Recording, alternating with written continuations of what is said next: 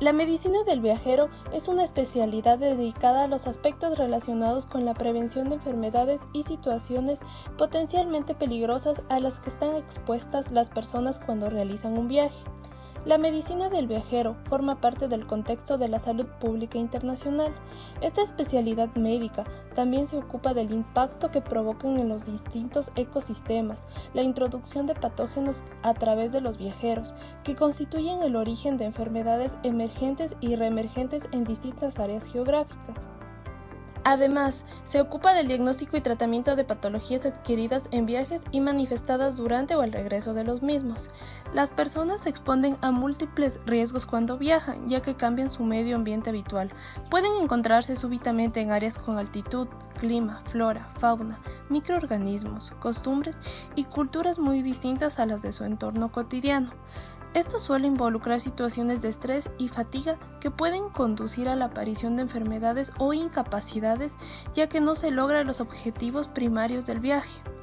La atención médica comienza con la consulta previa al viaje y continúa con la ocasional evaluación de los viajeros que retornan con alguna patología, siendo la principal motivación de la medicina del viajero la prevención. Las enfermedades adquiridas durante los viajes son fuente considerable de pérdidas económicas y problemas médicos en diversas ocasiones graves. Anualmente 1.500 millones de personas viajan por vía aérea, 700 millones de ellas cruzan barreras internacionales. De acuerdo a lo informado por la Organización Mundial de Turismo, en el año 2010, el número de turistas internacionales se estimó en 940 millones. Se estima que sobre 100.000 viajeros cuyos destinos sean los países en desarrollo y que permanezcan en ellos al menos un mes se podría encontrar. 50.000 presentarán algún problema de salud, 8.000 necesitarán atención médica, 5.000 deberán guardar reposo en cama, 1.100 estarán incapacitados para trabajar, 300 necesitarán atención hospitalaria, 50 tendrán que ser evaluados de su destino de viaje y uno fallecerá por una enfermedad adquirida durante el viaje. Además de eso, también los traumas y las infecciones son la principal causa de muerte en los viajeros, y la historia de la medicina está jalonada de hechos vinculados al desplazamiento de las enfermedades. Por su mecanismo de transmisión vamos a encontrar tres grandes grupos de enfermedades infecciosas. Primero, enfermedades transmitidas por artrópodos. Segundo, enfermedades transmitidas por agua y alimentos. Y en el tercer grupo vamos a encontrar otro tipo de enfermedades infecciosas. En el primer grupo va a abarcar malaria, filariasis, arboriasis hemorrágica, encefalitis vírica, tripanosomiasis, leishmania, brucelosis y sarna. En el segundo grupo encontramos diarreas, fiebre tifoidea y paratíficas, disentería meviana y bacilar, giardiasis, brucelosis, toxoplasmosis, ascariosis, trichuria, hepatitis A, hepatitis E, idiatidiosis, cisticercosis, teniasis, triquinosis, distomatosis, dracunlosis y tuberculosis por Mycobacterium bovis. En el tercer grupo vamos a encontrar hepatitis B, hepatitis C, infección por VIH, esquistosomiasis y tuberculosis. Una relación exhaustiva de todos los posibles riesgos que un viajero se puede encontrar es imposible y contraproducente, ya que en la mayoría de los viajes los problemas reales abarcan una limitada variedad de enfermedades.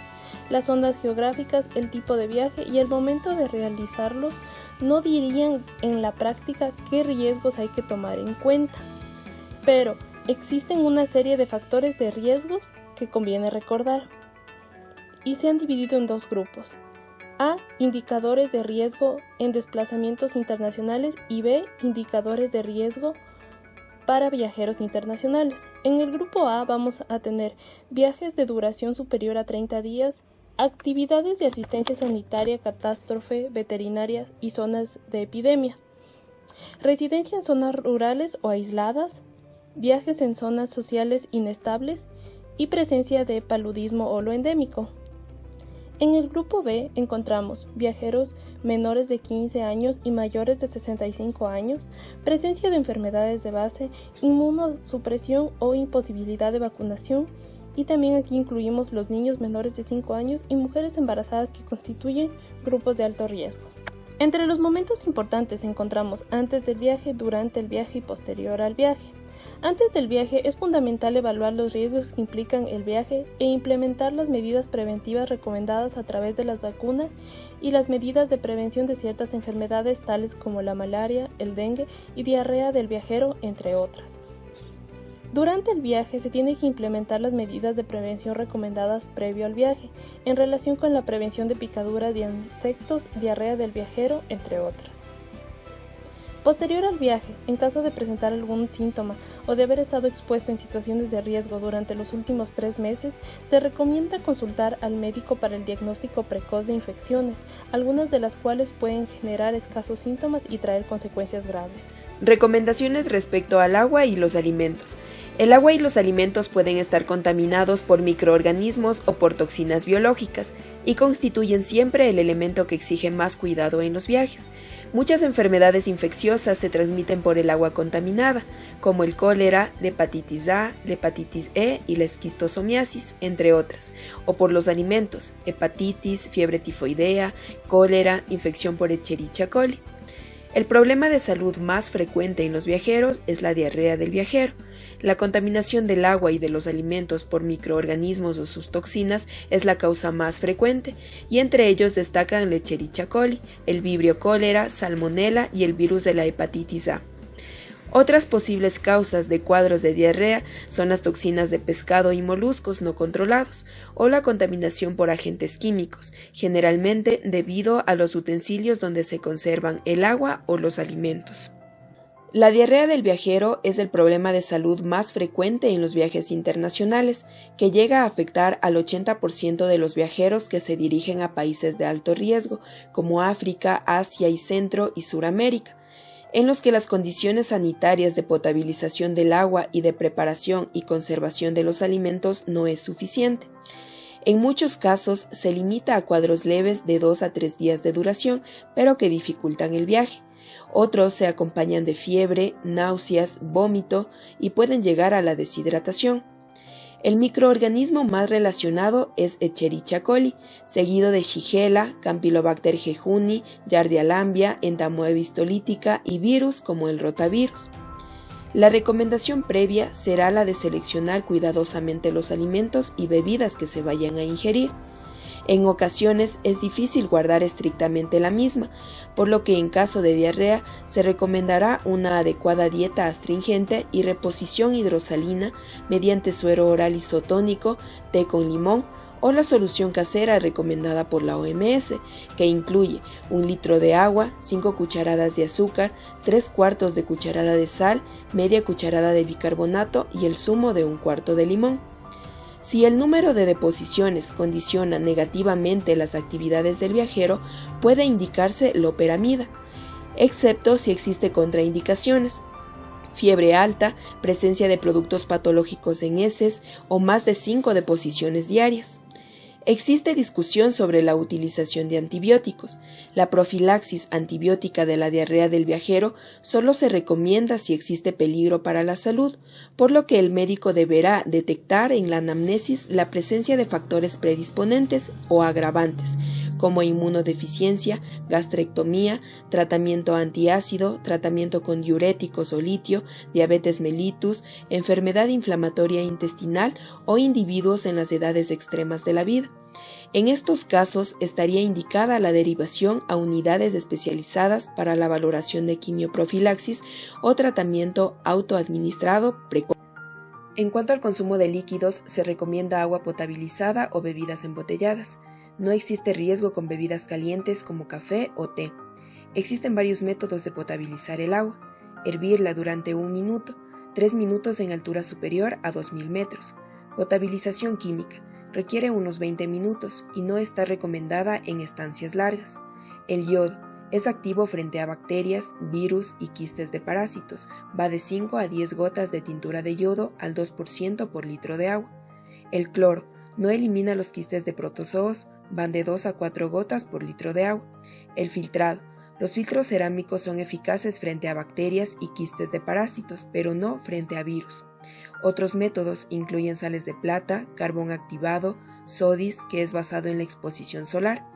También es importante evitar alimentos crudos o cocinados con horas de antelación o expuestos al aire libre o en puestos callejeros, helados, fruta pelada o sin piel íntegra, productos lácteos de origen no seguro. También es recomendable pedir consejos a la población local sobre el pescado o mariscos en zonas con riesgos de presencia de biotoxinas que puedan producir enfermedades como la ciguatera. Protección contra antrópodos. Los antrópodos e insectos son transmisores de diversas enfermedades, entre ellas la malaria y el dengue. El mayor riesgo de contraer malaria es desde el anochecer hasta el alba, por lo que es en esta franja horaria cuando se deben extremar las medidas de protección. No obstante, el riesgo de transmisión de enfermedades por picaduras existe durante todo el día. Se recomienda vestir ropa de manga larga y pantalones largos de color claro, aplicar repelentes de insectos en partes descubiertas con lociones de dietil 3-metilbenzamida al 30% o superior y repetir la aplicación cada 3 o 4 horas, siendo recomendable también la aplicación sobre la ropa. Se debe tener en cuenta que la administración de un repelente junto a filtros solares reduce la efectividad de estos. En las habitaciones es recomendable pulverizar con insecticidas en aerosol, quemar espirales de piretrinas o vaporizadores eléctricos, cerrar las puertas y ventanas si no están protegidas con telas metálicas, utilizar mosquiteras para dormir, preferentemente impregnadas con permetrinas, para lo cual se sumerge la mosquitera en una solución de 1 a 2% en un recipiente de 20 a 25 litros y se deja secar extendida. El efecto dura 6 meses y desaparece tras 4 lavados. El aire acondicionado es un buen sistema antimosquitos al disminuir la temperatura y la humedad. Prevención de mordeduras de animales. Ante todo, se debe tener precaución con los animales domésticos y evitar el contacto con los animales salvajes. Precauciones para evitar el contagio de la rabia. Evitar contacto con animales domésticos en áreas endémicas sin programa de vacunación animal y con todos los animales salvajes o cautivos. Evitar conductas que incomoden a los animales, desinfectar o lavar con agua y jabón inmediatamente cualquier mordedura y buscar atención médica para valorar la profilaxis postexposición, vacunación preexposición si se ha de realizar alguna actividad con animales. Recomendaciones para evitar las mordeduras de serpientes, escorpiones y arácnidos. Llevar calzado adecuado y evitar caminar por zonas oscuras o en las que no se ve el suelo, como por ejemplo debido a la vegetación. Asesorarse de la existencia de especies venenosas, no introducir las manos o pies en agujeros o grutas donde puedan esconderse, examinar la ropa y el calzado antes de vestirse. En casos de mordedura de serpiente se deberá actuar de manera clara y sencilla, manteniendo la calma, ya que además de que el 30 al 50% de las mordeduras no inoculan veneno, ninguno produce la muerte instantáneamente. Tranquilizar a la persona y administrar paracetamol para el dolor. No se recomienda el uso de la aspirina, por el riesgo de potenciar el efecto anticoagulante de algunos venenos. Limpiar la herida sin friccionar y tapar con gasas o un pañuelo limpio, evitando manipulaciones como succionar, cauterizar, poner torniquetes o hacer incisiones. Inmovilizar la extremidad con una venda elástica y trasladar al hospital para el tratamiento general y específico antiofídico si es preciso. Prevención de las enfermedades de transmisión sexual. En general, se observarán las mismas pautas preventivas que en origen. Consiste en la utilización correcta de métodos de barrera, como el preservativo. Aclarar que conviene adquirirlos en los países de origen, ya que en algunos países no están homologados o son difíciles de encontrar. Botiquín del viajero. Material básico. Repelentes de insectos, material de curación que incluye antisépticos tópicos, esparadrapo, gasas, pinzas, tijeras, jeringuillas y agujas desechables, termómetro, protector solar, preservativos y desinfectantes de agua. En los medicamentos básicos incluyen analgésicos como el paracetamol, antiinflamatorios tipo ibuprofeno, sales de rehidratación oral, antidiarreicos, antihistamínicos para tratamiento de alergia, vómito o vértigo y también medicamentos para el mareo. Quimioprofilaxis antipalúdica, antibióticos de amplio espectro como la amoxicilina, ácido clavulámico, quinolonas y cotrimoxazol, laxantes, normas y tratamientos para quemaduras. Vacunaciones. De todos es sabido que la vacunación es la medida más eficiente para prevenir un viaje. Se debe observar una serie de aspectos necesarios para que esta medida profiláctica no pierda su efectividad. Entre ellas tenemos que no tienen un efecto inmediato, es decir, requieren un tiempo variable para que el sistema inmunitario desarrolle los niveles protectores deseables. Por lo tanto, la consulta debe realizarse con la suficiente antelación. Muchos no protegen totalmente, por lo que se debe complementar con el resto de medidas preventivas generales y específicas. Vacunas de interés en medicina de viajes. Entre ellas están las obligatorias para algunos destinos. Está la fiebre amarilla, por países exentos de fiebre amarilla a viajeros procedentes de países endémicos o que han estado en tránsito de los mismos. Meningitis, exigida por Arabia Saudí a los peregrinos a la Meca o Medina. Las rutinarias, que está la difteria, el tétanos, la hepatitis B, el sarampión. Las indicadas según el destino. Nuevamente, la fiebre amarilla, la hepatitis A, la gripe, la rabia, la fiebre tifoidea, meningitis, poliomielitis, encefalitis japonesa y encefalitis centroeuropea. Fiebre amarilla. Es una vacuna de virus atenuados muy inmunógena, alrededor del 100% de respuesta protectora. Se administra una sola dosis por vía subcutánea y la revacunación es a los 10 años. El 5% puede presentar reacciones leves, como son febrícula, cefalea y mialgias, mientras que la encefalitis secundaria son muy raras y de curso generalmente favorable. Las reacciones de hipersensibilidad retardada, como son urticaria, exantema, asma, son asimismo muy raras. Meningitis meningocócica. Es una enfermedad endémica en todo el mundo. Sufre brotes epidémicos de alta transmisión en el llamado cinturón del Sahel. En la época seca de diciembre a junio, el serotipo predominante es el A, aunque también se dan casos por serotipo C, W135 e I. A destacar la obligatoriedad de la vacuna antimeningocócica tetravalente con los 4 serotipos mencionados que impone Arabia Saudita a los peregrinos a la Meca. Tétanos y difteria. Todos los viajeros han de estar al corriente de su vacunación, ya que una herida es susceptible de contaminarse con Clostridium tetani y además la difteria, que se transmite de persona a persona, es aún prevalente en zonas superpobladas de muchos países de baja renta. Hepatitis B. Se da por transmisión por relaciones sexuales o parenteral, venopunciones, drogadicción vía endovenosa, tatuajes, piercings, etc. La primovacunación de 3 dosis 0, 1, 6 meses. Produce inmunidad entre el 92 y el 95% de los adultos inmunocompetentes. Sarampión. Erradicado de América de la mayor parte de Europa, sigue un patrón estacional, finales de invierno o inicio de primavera en los países templados y al final de la estación lluviosa en el trópico. Se deben vacunar a los mayores de 6 meses y a los pacientes inmunodeprimidos con CD4 mayor a 200. Hepatitis A. Es una enfermedad de transmisión fecal oral y distribución mundial.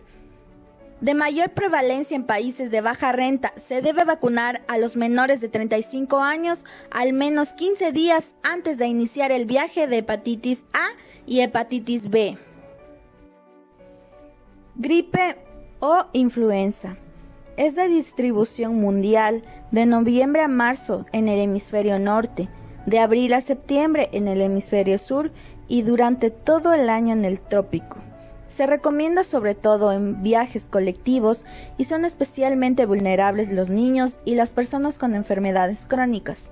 La composición de la vacuna contiene las cepas de gripe circulante de cada hemisferio, que pueden ser diferentes.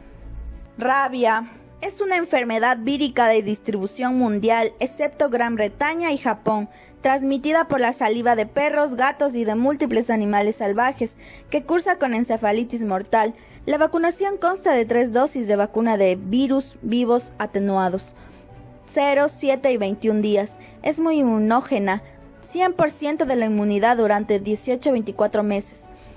En caso de mordedura, la vacuna post-exposición se administrará junto a la gamaglobulina antirrábica humana. Si esta se ha administrado previamente, se administrará una dosis doble de vacuna en la primera dosis. Fiebre tifoidea, de distribución mundial y de prevalencia elevada en países en condiciones sociosanitarias deficientes. Su vacuna produce una inmunidad parcial y limitada.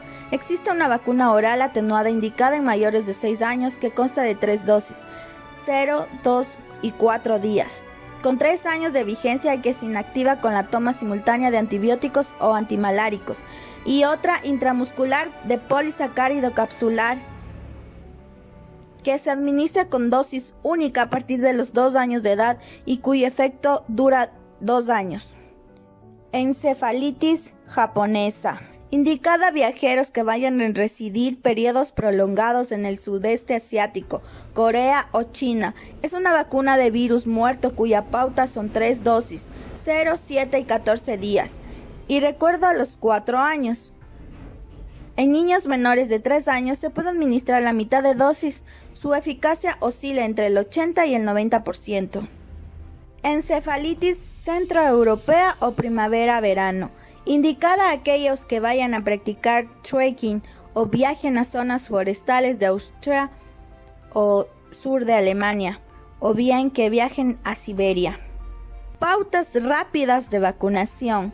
Es frecuente que los viajeros consulten con escaso tiempo de antelación respecto a la fecha de inicio del viaje, por lo que se deben recomendar pautas de vacunación acelerada, cuya eficacia en algunos casos no esté demostrada.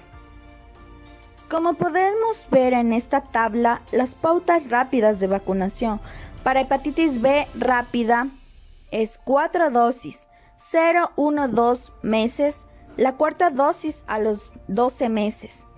B ultra rápida, 4 dosis, 0, 7 y 21 días. La cuarta dosis a los 12 meses. La polio, que se dispone más de 8 semanas, 3 dosis, 0, 4, 8 semanas. Si se dispone de 4 a 8 semanas, 2 dosis, 0 a 4 semanas. Si se dispone menos de 4 semanas, dosis únicas para la polio. DTP. Niños menores de 6 años. Primera dosis a partir de las 6 semanas de vida. Las 2 siguientes separadas en 4 semanas. La cuarta dosis entre los 6 a 12 meses siguientes. Niños mayores de 6 años, solo 3 dosis. Las 2 primeras separadas a las 4 y 8 semanas y la tercera a los 6 a 12 meses siguientes. Contraindicaciones de las vacunas. Según situaciones, tenemos el embarazo, que están contraindicadas las vacunas contra la fiebre amarilla y triple vírica. La alergia grave al huevo, contraindicadas las vacunas de la gripe y la fiebre amarilla. Inmunodeprimidos, contraindicadas las vacunas contra la fiebre amarilla, triple vírica y antitifoidea. T y 21A u oral. Prevención de la malaria. La malaria o paludismo es la primera causa de morbilidad en el mundo y la tercera enfermedad transmisible con la mayor mortalidad a nivel mundial, después del SIDA y de la tuberculosis. Afecta cada año a más de 30.000 viajeros originarios de países industrializados, produciendo fiebre y otras manifestaciones más graves. Se trata de una enfermedad parasitaria producida por varias especies de protozoos del género Plasmodium, el Falciparum, el Vivax, el Ovalae y Malariae. El primero de ellos es el causante de la mayoría de los casos mortales, porque produce paludismo grave o cerebral. Es particularmente grave en personas no inmunes, viajeros, niños y mujeres embarazadas. Y estos son resistentes a muchos de los fármacos utilizados para su profilaxis y el tratamiento. Quimioprofilaxis de la malaria. Se debe tener en cuenta que la primera medida para evitar una infección por Plasmodium son las medidas contra las picaduras de mosquito que se han descrito en los consejos sanitarios generales. Además, existen varias pautas, debido a la diferente situación epidemiológica y a la aparición de resistencias cada vez más frecuentes a los diferentes fármacos utilizados. Tenemos, entre ellos, la cloroquina, que es el nombre comercial, el Aralen, Aviclor, Nivaquina, Resochín. La dosis de 5 kilogramos por semana. La presentación, tabletas de 100 a 150 miligramos. Este se debe iniciar 1 o 2 semanas antes del viaje y prolongarse hasta 4 semanas después del regreso, mientras que en el caso de la doxiciclina y la atovacuona se tiene que iniciar 1 o 2 días antes de la partida y terminar 7 días tras el retorno. La antelación del tratamiento trata de evaluar tolerancia y posibles efectos secundarios, mientras que la prolongación después del viaje obedece a evitar la manifestación de enfermedades por reactivación del parásito.